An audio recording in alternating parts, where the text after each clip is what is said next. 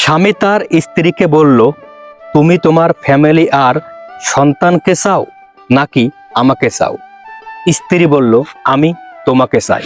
স্বামী বলল, কেন?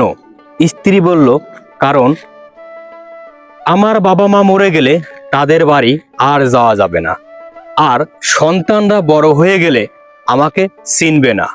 আর তুমি আমার স্বামী, আমার মৃত্যুর আগ পর্যন্ত তুমি আমার পাশে থাকবে, আর কখনোই আমাকে ভুলে যাবে না, আমাকে ফেলে দিবে না। একজন স্ত্রীর কাছে স্বামীই তার সবকিছু, স্বামীই তার পৃথিবী। অতএব আমি তোমাকেই চাই, তোমার সাথেই থাকতে চাই।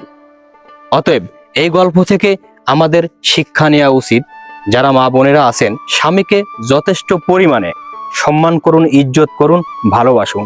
এবং স্বামীরা আপনারা যারা আছেন, বউকে অবহেলা করেন, আজ থেকে আর অবহেলা করেন না, কারণ সে তার সবকিছু ছেড়ে আপনার কাছে এসে পড়ে আছে, আপনার সংসার দেখাশোনা করছে, আপনার সন্তানদেরকে মানুষ করতেছে।